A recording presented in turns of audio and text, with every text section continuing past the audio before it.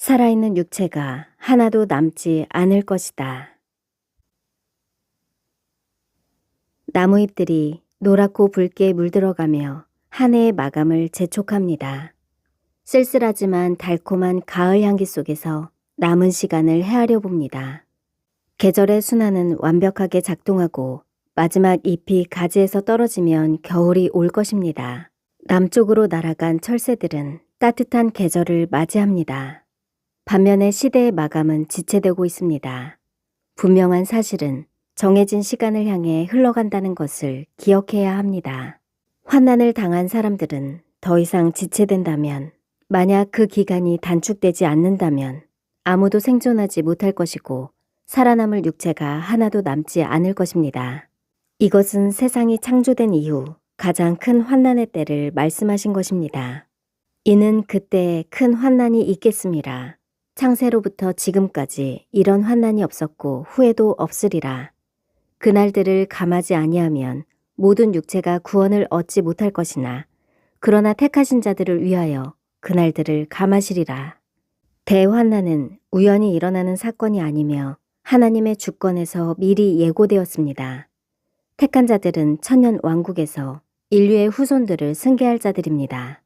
감하는 기간이 얼마나 될지는 불확실하지만 태양력과 히브리 달력의 격차는 7년에서 35일입니다. 그럼에도 1260일의 짐승 통치 기간에 얼마나 많은 사람들이 죽는지 기간을 채우면 모두 죽을 것이라 합니다. 물론 짐승의 표를 받은 사람들은 육체가 당장 죽는 것은 아니지만 그리스도께서 재림하시는 날 사망할 것입니다. 감하는 기간은 휴거에도 적용될 수 있습니다.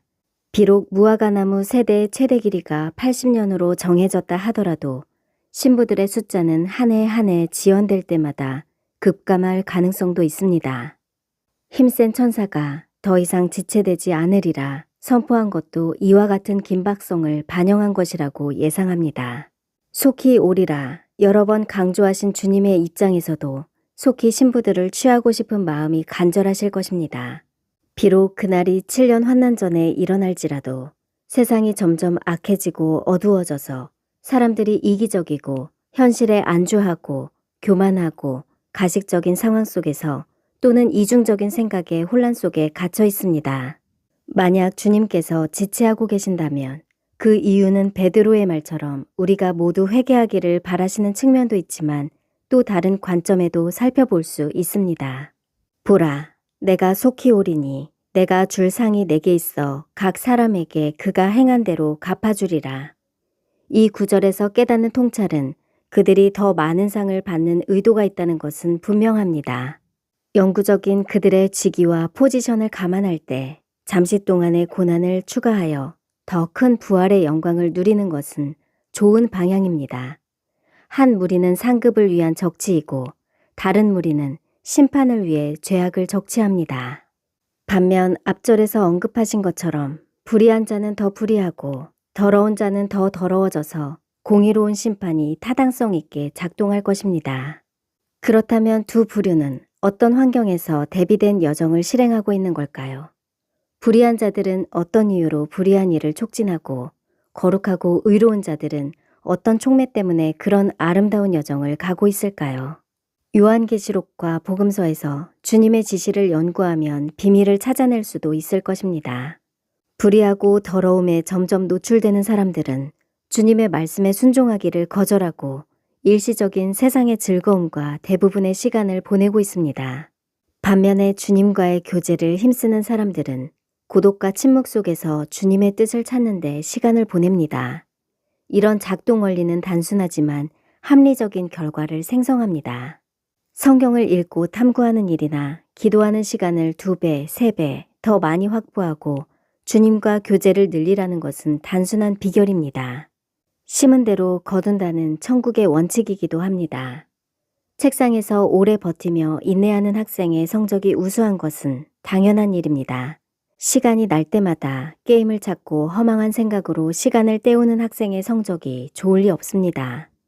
며칠 전 고향 친구들과 만나서 식사를 하면서 어떻게 여유 시간을 보내는지 물어봤습니다. 가장 시간이 잘 가는 것은 주식 정규 매매 시간이라고 합니다. 필자는 주식을 하지는 않지만 많은 사람들이 주가를 모니터링하면서 시간을 낭비합니다. 연간 손익을 보면 대부분 손실을 기록하지만 무료한 시간을 때우는 데는 이만한 게 없다고 합니다. 이런 일은 두 가지 측면에서 위험합니다. 첫째는 시간을 낭비하는 일이고, 둘째는 돈에 온통 마음을 빼앗긴 상태가 됩니다. 믿음의 선진들이 광야에서 고독한 시간을 보냈지만 그곳에서 맑은 영과 주님과의 교제가 깊어지는 것은 분명한 사실입니다. 이 때문에 주님께서도 때로 그의 백성을 광야로 보내시기도 합니다. 우리도 오히려 외로운 광야의 삶을 찾아가기로 결심하는 이유도 이것 때문입니다. 세상을 사랑하지 않고 주님을 사랑하는 마음은 동행하는 인내의 시간에 비례합니다.